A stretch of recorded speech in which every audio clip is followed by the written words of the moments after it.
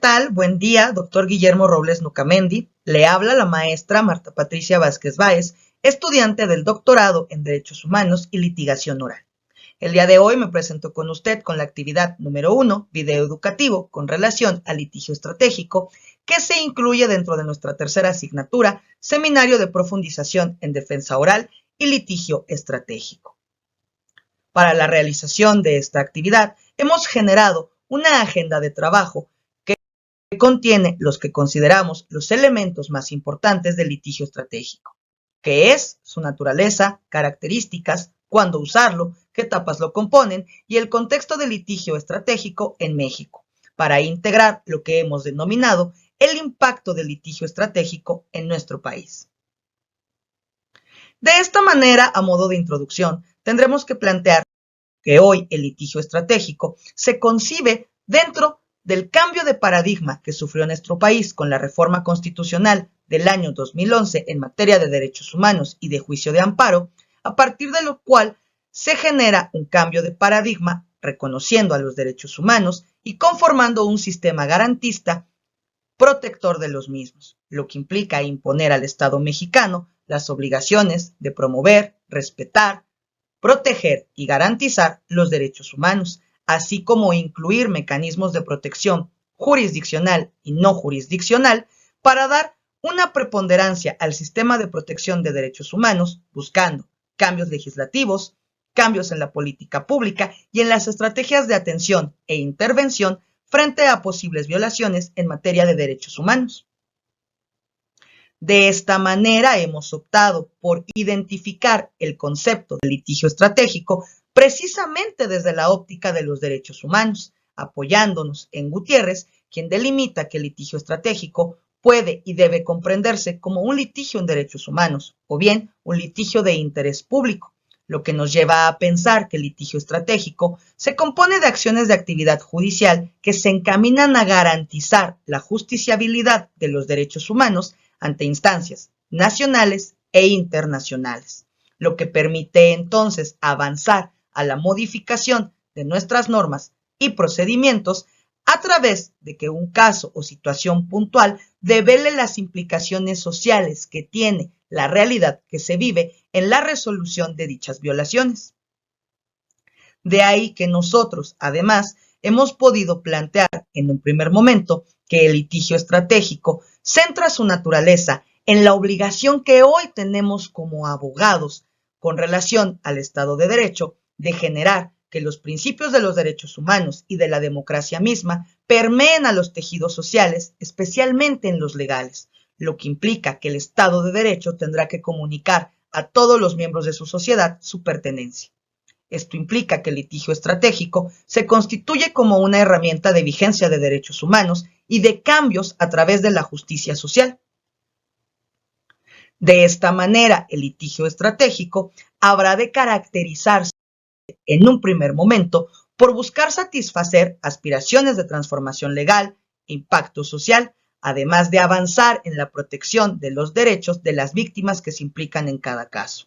Sumado a lo cual, el litigio estratégico debe de llamar la atención sobre abusos y violaciones consideradas como graves a los derechos, los patrones que puede ejemplificar un determinado caso y las alternativas de superación, resaltando así la obligación que tiene el Estado de avanzar hacia el cumplimiento de compromisos internacionales, elemento indispensable para México particularmente por la pertenencia que tiene al sistema de protección de derechos humanos.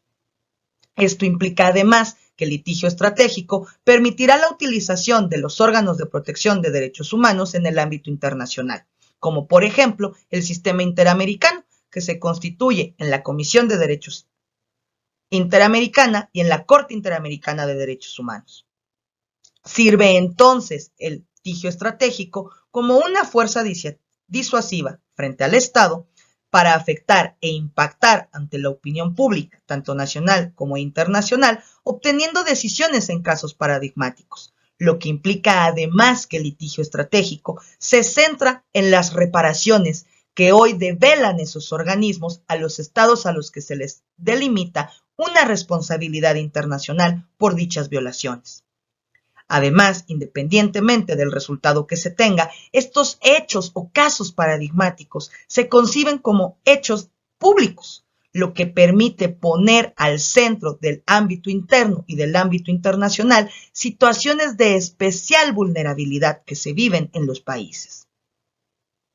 De ahí que además nosotros podemos identificar que el litigio estratégico no se puede aplicar a cualquier caso.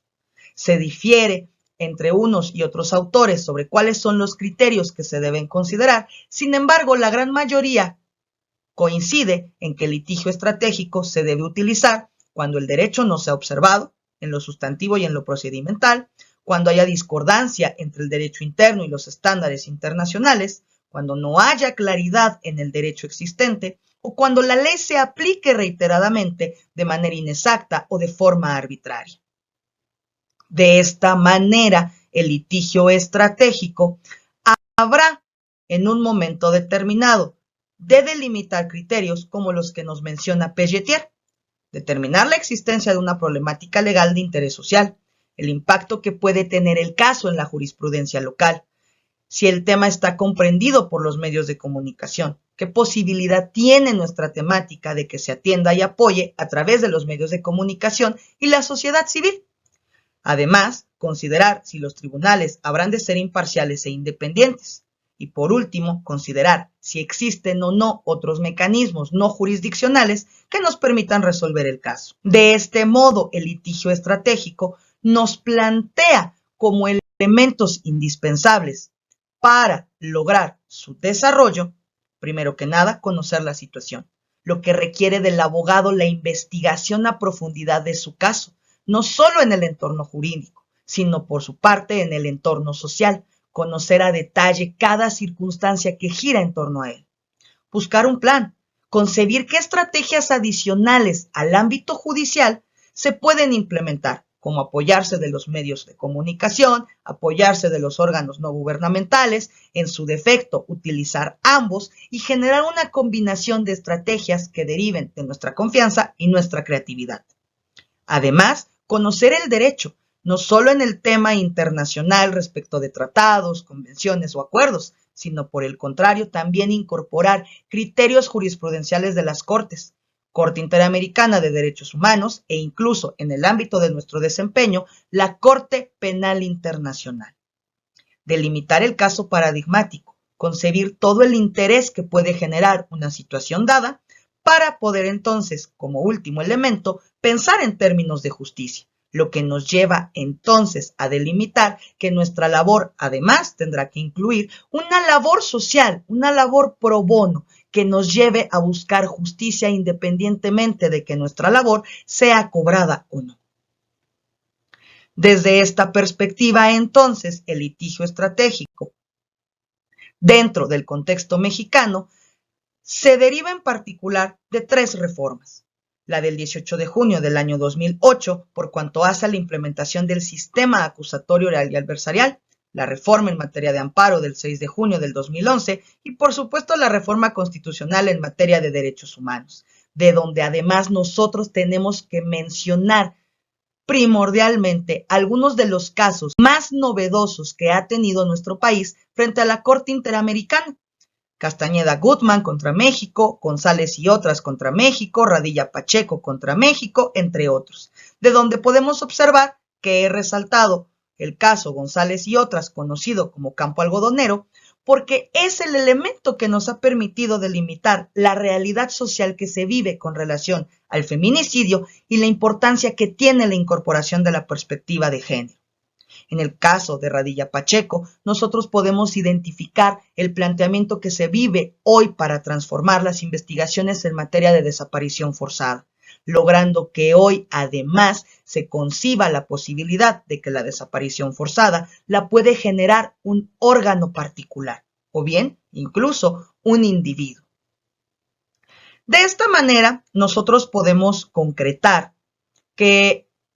el litigio estratégico ya se ha empezado a implementar en nuestro país, pero sobre todo podemos identificar que el litigio estratégico es hoy la herramienta más importante frente a la protección de los derechos humanos, no solo en la materia internacional, sino por el contrario, incorporando dentro del derecho interno.